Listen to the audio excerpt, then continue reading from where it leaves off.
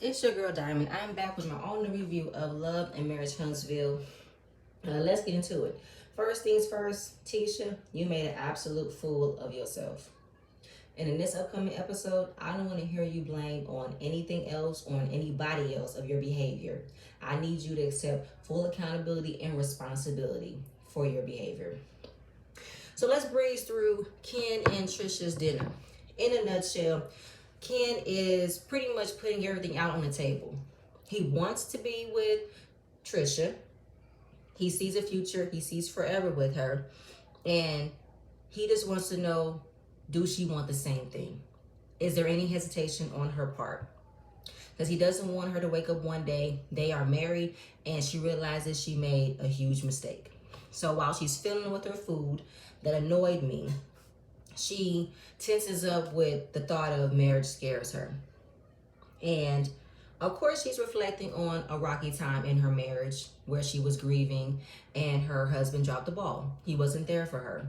He was too busy trying to face other people's problems and not worrying about the problems that were at home. Excuse me. And also that she is afraid of change. Seeing how her husband changed from one person she loved to now one person she just cannot stand. And Ken reassured her with, people do change, but you have to adapt to the change with someone who's willing to work it out with you. Because you can't expect for everybody to be the same as they get older. You can't expect for them to be the same when they were 37 to now be 45. And I can attest to that. There's a lot of evolving, a lot of maturing, a lot of growth that comes into change. But if you got someone who's willing to work it out with you through the tough times and the bad times, it's all worth it. And he's not here for the shits and giggles. He's not here for a good moment. He's not here for the laughs and the fun. He's here for the long haul. And he wants to go through all of those ups and downs with her.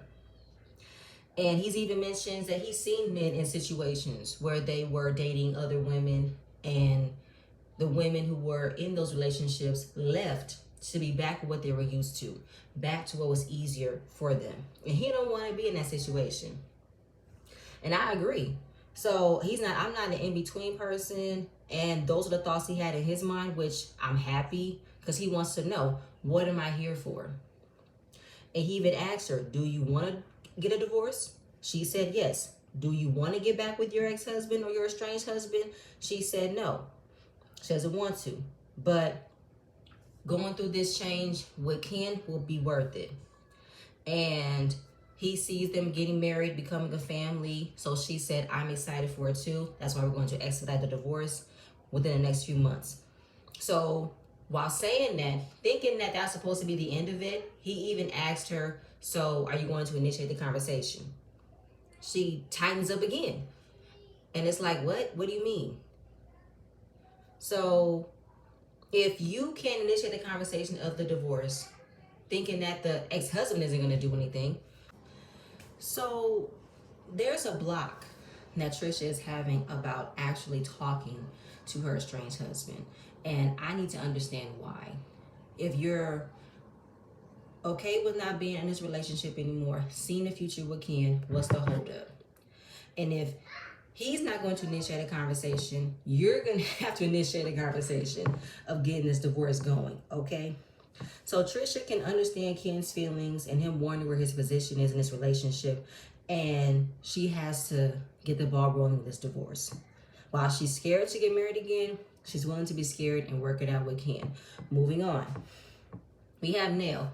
Nell is in her room rummaging through her shoes. She can't find her shoes. She can't get an organizational system going. Chris was like, what's wrong? I need a bigger closet. And he said, all right, fine. We'll call the guys, give an estimate on building a bigger closet. Simple.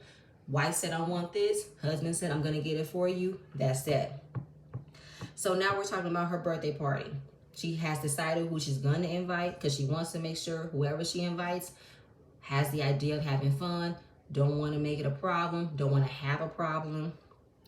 And she said, I have to invite Stormy, but now I'm nervous of Letitia and Stormy getting along because there were words said at the reunion, which I was exiting out of my mind because that reunion annoyed me. But yeah, that reunion was a lot. It was mostly Tisha going off, trying to give out her rehearsed reads, emptying every bullet she has in her chamber with Stormy and this old invoice allegations, and allegedly Stormy is popping pills. So yeah, there were words mostly about Tisha and that she has to clear up. So she just wants to make sure that maybe they can have a conversation before her birthday so everything could be nice and cool. Then we get to her children. She said the kids should be fine. They know not to act a fool for their mom. And then she says, well, Kiki, her niece, and Chris Jr. are at odds. She blocked him. And then I think Chris said, so she pulled a Lexi, because that's what Lexi likes to do. She likes to block her siblings. And they are now talking about Lexi and her interview that she did with Give You the Real Tea. And they have not spoken. They have reached out to Lexi, no response. And they do want to have a conversation to smooth things out. Chris in the confessional talking about the interview that Lexi did with Giving the Real Tea. I hate that y'all say blogger. Giving the Real Tea his props. My opinions about it was Lexi's holding resentment based off of her circumstances of not growing up with her siblings and maybe not receiving the same privilege. But I found out that Nell just did an interview with Dustin, so maybe there should be some clarity as to why Lexi feels like that. But at the end, Nell is repeating the same thing. People are telling her to make it right with Lexi. She said, I'm not going to make it right with someone who doesn't want to make it right with me. I've reached out courtesy of you. Chris has reached out to no avail. So right now, let's put this to the side because he does not want anything to go wrong at Nell's party. And I do want them to be on better accord, but I do want Lexi to listen to what went wrong, listen to what her part have made things difficult. Because I don't think the entire blame is on Chris and Nell. I don't. I think there's some blame in Lexi's part as well. And we're going to keep on moving. So also, considering the fact that I don't think Lexi wants to come back on the show, so to keep pushing on what's going on between Chris and Nell and Lexi, if Lexi's not going to be on the show for them to have the conversation, then this needs to be a family matter that should not be discussed on the show. So we get Kimmy, Maurice, Letitia, and Marceau. They're all hanging out. And Kimmy wants to discuss Marceau putting a bid on a restaurant they want to create. Because earlier in the season, Maurice and Kimmy bought a mom and pop shop. I didn't know for what purpose, but they want to create an eatery. And Maurice only wants Marceau to work on this project because he wants to give his brother a piece of the pie. And she's been talking to her friend, Andre, who's an architect. She has a drawing of the actual vision of what the place will look like. But what she's concerned is, I want this done in a short period of time. I do not want this to be a long-term project, a year-long project. And the reason why she's hesitant on inviting him on board is because none of Marceau's projects are never done, not completed nor on time. And you know, when it came down to their doing work for their mother's home, that took longer than it was supposed to. She's texting Marceau, trying to get updates. He's getting frustrated. She doesn't want him to get frustrated if she's constantly asking him, because she said, I can get annoying. But you're not being annoying, Kimmy. You're being a paying customer. You're being someone who is all about keeping things on a strict time frame. And as a contractor, he's supposed to meet you at your time frame. He's supposed to ensure you he can do the job done in the time frame you're willing to have it done in. So I guess she was giving them some type of credit, how they do have a lot going on. But knowing that you guys have a lot going on, I don't need to hear any excuses from you as to why the time frame I'm expecting this to be done, it can't get done. Even in the confessional, I hear a lot of excuses from Marceau and Tisha, because Tisha said there are some delays that they can't control, which is the truth. There are some unforeseen circumstances that you cannot account for, but you should still communicate with your client to ensure them that what they paid you to do a job, you still complete it. So says when they get paid for projects, it takes priority what they're paying for. Mention their mother's house, mentioning Scott Mann that they're never going to build. And I don't know. He's telling Tisha, but I don't know if she's paying attention, that he is not going to build your dream home in the time frame you want it to be done, because it's not on his mind. No matter how important it is for you to have a dream home for you and your kids, it's not important to him because he's paying for it. He's mad that he's paying for it. But even if someone wanted him to build strip malls, complexes, apartment buildings, hotels, it still don't take priority because they're not done. Where's that hotel you met with Courtney and told him you and Tisha made $17 million? Is that hotel done? What happened to the barbershop?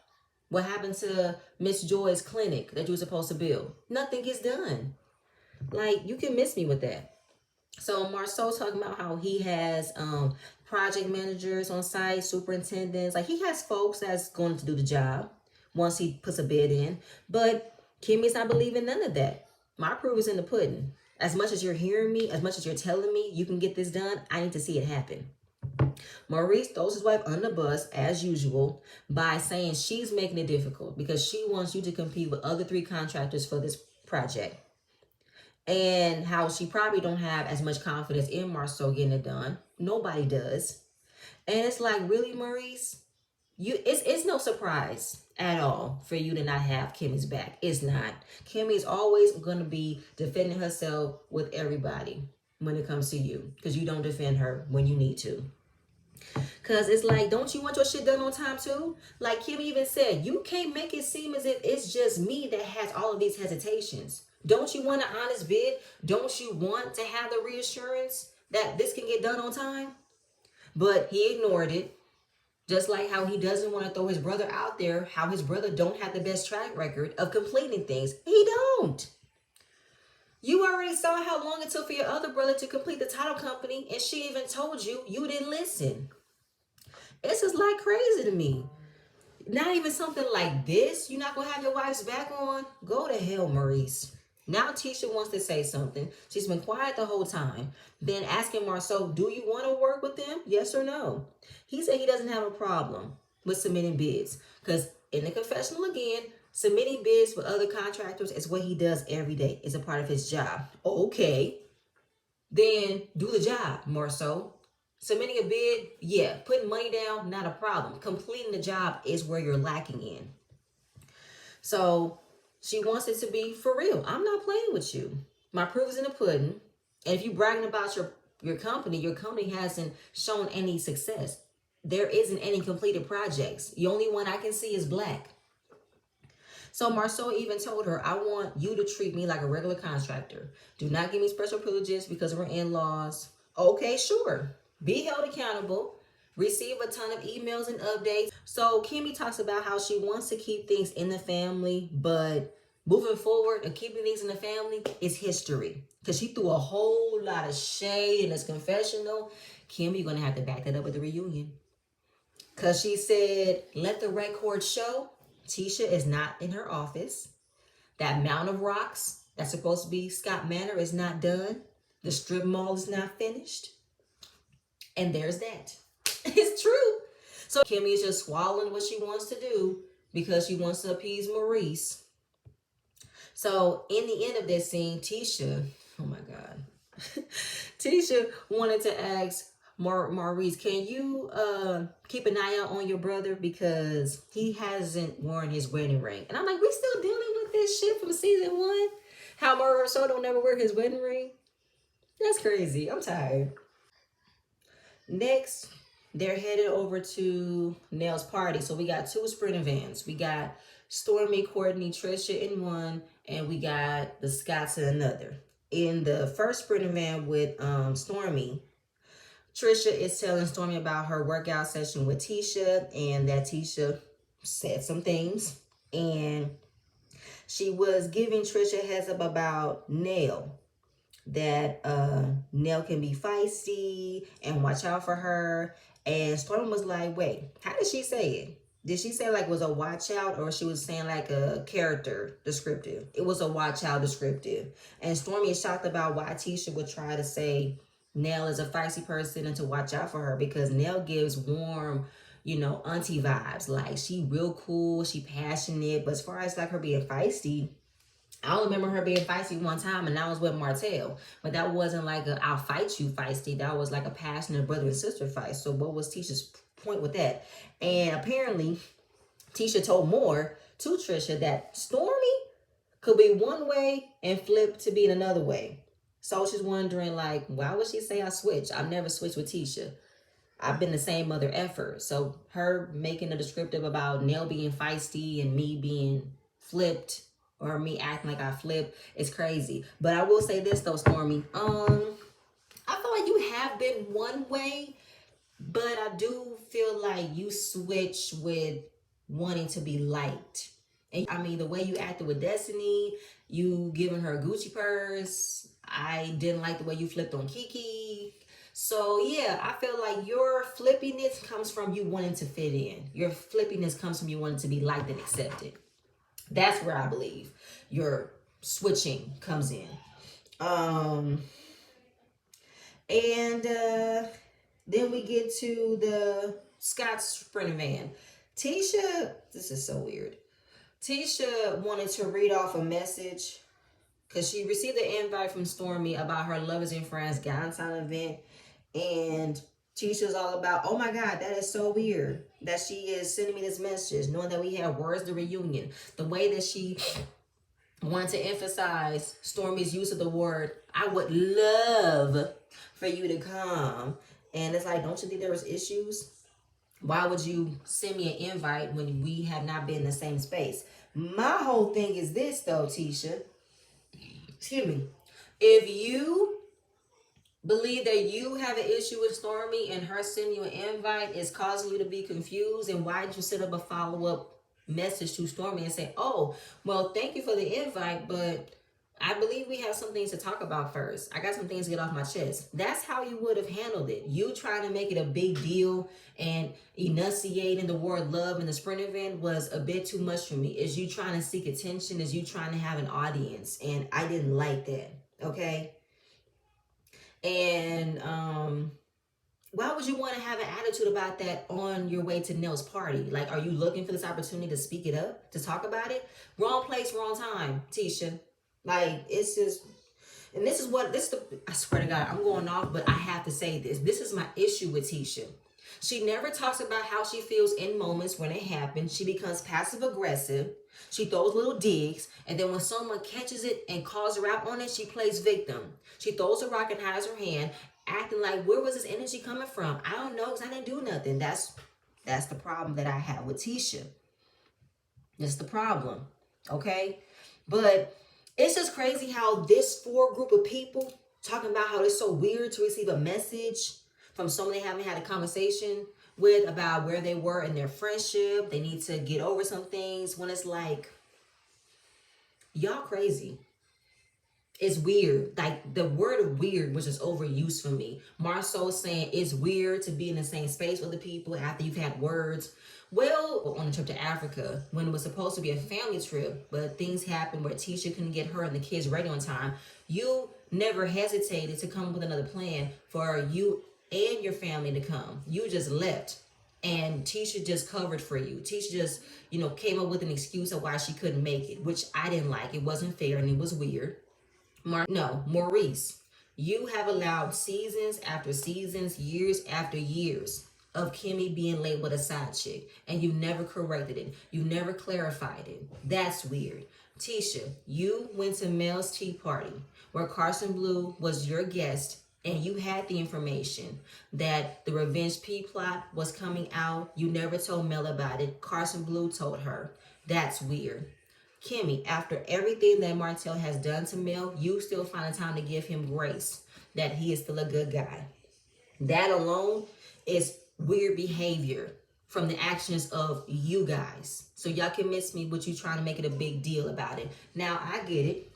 How can we move forward if you invited me somewhere when we've had issues? Okay, well, open your mouth and talk about it. Nobody can read your mind. I get it. You never corrected Stormy the way you should have when she called your husband a bitch. But I don't care at this point because you're not going to. But moving on. They finally make it to the event. We see Nell and Chris kids there. They closed down the club because this is a group gathering. So it wasn't a lot of people there. As soon as they enter the room, all of them flock to using that word like Kimmy did for Mel's fans. They all flock to the kids to instantly talk about Lexi's interview. Because Kimmy mentioned, where is Lexi? Why would you mention Lexi, Kimmy? You know she's not coming. Messy and nosy as fuck. I can't. And I don't know what was the point of Marceau trying to congratulate Lance about congratulations, you're now in the blogs. People are now talking about you. You crossed the threshold of being on reality TV where you got content creators talking about you. It's like, what the fuck is you congratulating for? Like, I don't know what's in Maurice and Marceau's head thinking that they're coming with the wisdom of how to navigate this reality world when you guys still have not navigated this reality world to better your benefit. Like, it's crazy to me. No one has asked y'all lemon head asses any advice. Miss me with that. They asked, so how did Nell feel about the interview? Kiki, her niece, popped up and said she wasn't fazed by it, which I feel like we all know that Nell did feel a way about it, which is why she has been talking to Mel about it, frustrated, fussing, yelling about how she feels, but they're covering up for their mom and their aunt like they should, not really putting her feelings out there. And I don't know what led to Marceau saying, this is what I don't like. I don't like when people brag about how things don't bother them, things don't faze them. Like, you cannot act like you're unfazed all the time. Like, but my thing is this, who the hell brags about that? Oh, wait, you do. You brag about things don't bother you, but you act like things bother you, Marceau. That's the kicker. You are projecting of how you feel. Because they're like, there's a difference between when you have allowed for a lot of things that are not true to being said and that you clarify things. So it's not about that. Like, she was going toe to toe with Marceau, and Marceau couldn't take it because he's thinking he's coming from an older standpoint, talking to younger kids about how this is how it should be. Y'all need to just accept things, and if it doesn't bother you, be open with yourself and da da da da. But no one asks for your advice, Marceau. No one asks there, okay? And wondering if there's any chance that you guys can come back on better terms. Lance said, yes, we could be back on better terms. It's going to take willingness and participation from everybody to make it back. But I just didn't like the questioning. I didn't like Marceau trying to give feedback, give advice that wasn't asked, and as if what Kiki said was wrong or was annoying or never makes any sense. Marceau, you don't make any sense. So, after that, Mel comes in, everybody turns their heads, including Marceau. You know, he never takes his eyes off Mel. And, you know, she's happy. She can't wait to turn up with Nell. And then Tisha, I don't know, was Tisha drunk? For real, I'm asking. Because Tisha was just doing a lot from the sprinter ride until she got here. Was she really throwing him back like that? Because I feel like she was doing two things. Maybe drinking to let loose, but also looking for a way to have some attention. Like, it just didn't work. It just, it was so embarrassing. And she walks up on Tisha and gets into her personal space. She be like, oh my God, girl, take out those shades. You always wearing shades. She literally tries to take Mel's shades off her face. Hello, personal space. Give me 50 feet. And Mel was like, girl, don't do that. Don't do that. Don't do that. Then she's trying to ambush her and get into her space even more when she is literally grabbing Mel, getting all closed in her face, saying, you said that Marceau said something you didn't appreciate and you wanted to have a conversation. And Mel said, I did, but now it's not the time. I did tell her I was going to have a conversation with him. Yes, I did. But it says, like, Tisha, fall back. Fall back. We already had this conversation, Tisha, when you guys went to the greenhouse. She said Marceau made a comment she didn't like, letting you know I'm going to talk to him. I'm going to check him. I'm not going to take my frustrations out on you because it wasn't you. It was him. Why would you bring up a conversation she hasn't had with Marceau yet to want to have a conversation? Why? Like, girl, go away. Like, it's just freaking weird. Why would you want to use Nell's party to have this conversation? She's not going to do that. It's just like, Tisha, what is wrong with you? What's wrong with you? You okay? You talking shit about Nell. You ambushing Mel about a conversation that you don't have to be a part in. That's not about you. You're drinking. You turning up. You're invading everybody else's personal space. It's just like, what is wrong with you? Courtney, Stormy, Trisha, and Ken walk in. Oh, I forgot to say this. Stormy, your body's looking amazing, girl. But I didn't like that outfit, and I didn't like your hair. Your hair gave me Ronnie from Players Club. It gave me Babs, Halle Berry's character, Niecy. You know what? This platinum blonde thing you got going on, I'm going to need for you to not. I'm going to need for you to experiment with some more darker colors. Don't wear blonde ever again. Don't do it. But as soon as they walk in, Tisha's face frowns up. You know, she's still drinking. And Marceau has seen Ken and Trisha out independently all the time at the gym, all the time at Black. And instantly, without a doubt, just seeing how they came in, their bodies all tight toned. He said these are the best bodies of Huntsville. They make a good couple. Of course he would mention that. Like, of course. So then it flips to Tisha now complaining about how late Nell is to her party. Like, where is Nell? Why is she late? Because it's her party. It's her birthday. She could be late. She has to make a grand entrance. Like, I don't even know how long they were there for. Cause soon as Tisha want to complain about how long Nell is taking, she comes in with Chris, looking good. Loved her hair, loved her outfit. She's dancing. She's looking gorgeous. And, you know, her kids threw her this birthday. And she said she's only had one birthday party in her life and she was 40. So the fact that her kids threw her another party, it makes her happy. She loves her kids. She loves they did this for her. She's on cloud nine. She's full of adrenaline. She says hi to the girls. She says, oh my God, Storm, you look good. You lost so much weight. She meets Trisha for the first time. Everybody sits down. Melody, you know, making jokes. It's her friend's birthday and said, who told you could turn 20? I do that all the time with my mother. You know, I always say my mother's turning 26, okay? Every single time. Like, it's our light joke of, you know, not talking about her age. Like, we're not afraid of talking about her age, but it's just like a funny thing we do. And that's what Mel was trying to do. Keep things funny. Keep things light. And when Melody said 20, Tisha want to come back and say, oh, well, you look 30.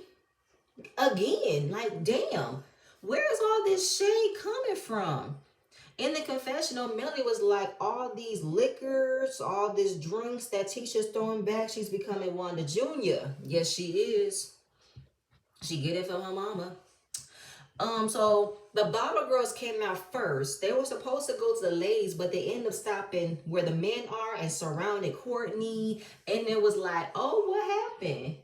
So then Trisha tells Nell that she's related to Fletcher. How? How's she related to Chris? Her mom. Don't know if it's a cousin, if it's an in-law, if it's a twice removed, second, third cousin. We don't know. It's crazy how last season it could have been a possibility that Courtney and Chris could have been related. Now Trisha's mom is related to Fletcher, Chris Fletcher. But then Trisha ended up saying that Nell and her mom could have been related. Like, man, Huntsville must be small. But yeah, Tisha's all over the place. I mean, you know, Stormy and Trisha, they work out regularly, but Stormy wants to do a fitness competition, one of those bikini competitions, and it's a year down the line, but you try to do what Teresa did from New Jersey, you try to do what Contessa did from Marriage Medicine. They were on a rigorous diet when they had to do fitness competition. Can you handle that? I sure the fuck can. I mean, I'm finna work out as well, but I need to break away from food. And that's a hard breakaway. I love good food, especially seafood. Oof. Like, you know, okay, but aspirations. I feel you, Stormy. Good for you. Bottle Girl comes back out, gives the girls a bubble show. And Melody asked Trisha, has she always been a trainer? No, she became a trainer right after her parents passed. I think Trish should have left with that, but she gave more details and said they passed 7 months apart. They were young. They were in their early 50s, which is sad. Mel was like, well, you have more angels watching over you now. Yes. Kimmy asked her, are you married? Which gets Trisha extremely flustered and frustrated. First, she says, I was. No, I am. No, I'm not. I was. No, okay.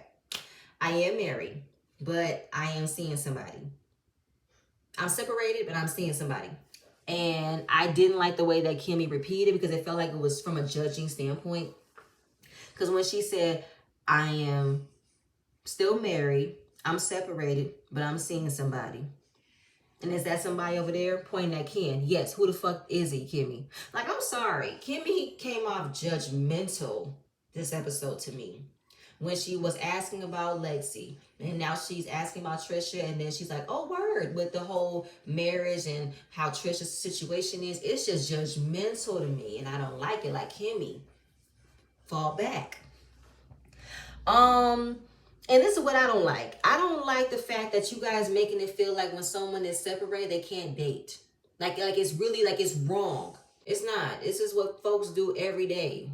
Like there are people who are married, but they're separated and they see other people. Like it's not like don't do that. Again, so while she being messy, you got messy number 2, Maurice being nosy asking Ken, so are they married? He said not yet. And he's like, so when is it going to happen? He makes a pause. All the men start to laugh.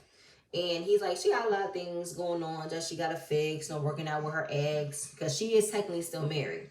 I didn't like the way Maurice and Marceau were laughing and making fun of him. And Maurice, you can't say shit. Because he's like, you can get divorced. You don't have to stay married. And wondering, did he know right out the gate? Or did he just find out? No, he knew from the beginning. And it wasn't a secret. He prides himself to be a private person and he wants to have an open relationship with Trisha and for them to open their relationship to the right people so they can know the right information. Because it's repeating what he said to Courtney. When they go to family functions, they get confused as to who Trisha's bringing in. They don't see her husband. They see this man. So it's like, who is he? Where's your husband? But like, Trisha prides herself to be a very private person. When she was going through a lot, she hid herself from the world, and she is in a love bubble with this her and Ken, and her immediate people that know the situation. She's not trying to open up everything just yet, And, they don't know that she's been separated from her husband for about 5 years. So while they know that they're married, but they don't know they've been separated. So Melody asked her, so you're separated from your husband? Did you sign the paperwork? Well, there has been no paperwork. There've never been any. They just reached to that point of not being together. And they didn't want divorce, but they don't want to be with each other. So while you are done, because she said, are you done? Do you want to be with him? Is there any lingering feelings? No, none. So Nell was like, okay, cool. Send him on his way then. You don't want to be with him. You don't want the marriage. Send him on his way. Get the paperwork done. I did not like the way Tisha turned her head when she said it. It's just like, girl, I cannot. It's just the judgment. The judgment is what I did not like. I don't know why. Like, I swear to God, Marcel and Maurice will be uber messy. And they were like, so do you think there's anything missing? Do you think there's something you don't know? He said, I'm not naive. I'm going to have my questions, but I trust her. And Courtney, who knows the situation, was like, it's not her, it's him. He the one signed the papers. Now, Maurice is a lawyer, I guess. Talking about, you don't have to be married. Like, you can get out of it, though. Because you might be giving good advice, though, Maurice, but you don't take it for yourself. Because how long did you string Kimmy along before you decided to marry her? Y'all were together for over 7 years, and you finally decided to marry her. And how long was it that you finally decided to give her a honeymoon? Like, I guess. But you might be giving legal advice of how Trisha can draw up the paperwork and sign for the divorce. And if he doesn't want to be included, the judge can still push it through without him having to be involved, which I believe that does work. If one party doesn't want to be, on board with the process, you can still push the divorce to happen. But I just, right message, wrong messenger. That's how I feel. Yeah, that's all for that. Tisha's doing the most. She's saying, like, I'm so happy you're with us, Trisha, because, these girls can get feisty. Trisha said, I can too. But it wasn't even necessary that she had to point out how everyone can be feisty, especially Nell. And Nell was like, wait a minute, why would you say I'm feisty? Because you are. But why? I don't get that. And she's like, you don't think you feisty too? And she said, I do not. But you being feisty right now. Everybody see it. Mel sees it. Kimmy sees it. Stormy sees it in this moment. You trying to point out how Nell can be feisty, but you're being feisty back. I don't know why. So Kimmy in the confessional said things were getting turned. Tisha's getting more turned. And when Tisha gets turned, LaTisha comes out. Tisha. I mean L-I-E, right, Kimmy? Not L-A. L-I-E? Yeah, because Tisha going to be lying at this point. She going to be lying after this happens. She going to say she don't know what happened. She didn't know all this is going to come out. Yeah, plays a victim. So trying to get an understanding of what's going on between Nell and Tisha, Mel puts her shades back on and starts to dance. You know what I'm saying? Because just going back and forth with Nell, don't know what Tisha meant when she wanted to combine Mel's name and Nell's name because they're the same. She said, no, I'm not. Don't do that. Linnell, I'm not Linnell. I'm Nell. Linnell, I'm Nell. When she said I'm Nell, she got stern. She wanted to correct Tisha. And she said, you're doing the most. You're doing the most. And Tisha gonna laugh and say, but I'm not. We having fun. It's your birthday. I'm not coming at you. I'm not. But you are. For what reason? In the confessional, Nell was wondering, why is Tisha calling me out? I thought we were good. I thought we were in a great space. But she's got big dick energy for some reason. And I don't know where it's coming from. And this is the part where she becomes passive aggressive, acts like she don't know what she's doing. She can say things to trigger somebody. And when they catch her and go toe to toe with her with that same energy, she plays victim. And Storm was like, do you guys have an issue? Is there an issue? Nell said, I don't know what the issue is. So you don't know what it is? No, I don't. Oh, that is weird. Hello, conundrum. That is weird. You giving energy to Nell for what reason she can't find. I did read some comments, though, that Tisha could be feeling some type of way about Nell being a mentor to her, but she is older and she can't give advice. And then there's also maybe she's feeling some type of way about Nell bringing Kiki onto the Houston trip, but girl, get over it. Nell still tried to remove Kiki from the house to appease you. So what else are you, like, what's the issue? No one knows, right? So you having an issue of how weird it was for Storm to send you an invite without knowing you have an issue. You giving energy to Nell without wondering what is your issue. Hello, weirdness all the way around. So Tisha wants an audience because now she wants to add in the mix of, yeah, it's also weird about receiving an invite from somebody that you haven't had a conversation with and are not in a good space, though. Because she said, you guys all witnessed how was the reunion. You guys were all there, right? Mel said, don't include me in that. My name is Ben and I'm not in it. I ain't in that. What y'all got going on? Don't do that. No. So Nell said, okay, why can't y'all have a conversation yourselves? Don't bring us in and y'all can have a one-on-one conversation. But Tisha wants to keep repeating of what happened at the reunion. So Stormy wanted to ask her. Because even when receiving the invite, Stormy said, oh, I'm sorry that you thought the invite was weird. I remember that at the reunion, I said I have respect for everybody. So what is it what was said? What else was said? When she asked Tisha what else was said at the reunion, Tisha's wanted to keep on repeating that there were things being said. Okay, so what things? What things? This is what Tisha never do. Tisha never comes with what she wants to say. She just keeps on bringing up what other people have said. Because you told me to go pop some pills. What did you mean by that? What did you mean by that? Go pop some pills. What you mean by that? Huh? So Stormy is going toe-to-toe with Tisha in this moment, right? I want to hear what you meant by that. Now Tisha want to be like, no, I want you to tell me what I meant. No, I want to hear what you meant. What did you mean? What did you mean? Then she wants to bring it back to the event. No. Keep it where it was at. Because you keep on mentioning the reunion, right, Tisha? How things were said. Okay, let's get to what things were said. Then we can get to the invite. But let's start from the beginning. This is where it is, right? So, you told me to go pop some pills. What was the purpose? You just want to say some shit out your mouth? Just to say some shit? Why? What was the reason? Okay? And this is where Tisha don't like being held accountable. Because she don't have nobody to rescue her. I see Marcel in the background eyeing the situation, but not stepping in. Because he wants Tisha to keep on making a fool out of herself. He's not going to step in. So when Stormy clapped and say, I want to tell me what you mean. I want you to tell me what you meant by go pop some pills. What did you mean by that? So then Tisha want to clap back and say, you heard what I said. And then that's where it ended off, to be continued. And it's just like, see, nah. And then next episode, nah. Marcel getting that ass. And I don't feel nothing. I feel like, do it. Marcel does have every right to correct Tisha on her behavior because she was out of line. Now, I don't like the gutter part that he said. I don't like that. Because nobody was getting in the gutter with Tisha. Tisha was getting gutter with everybody else. And they met her with that energy.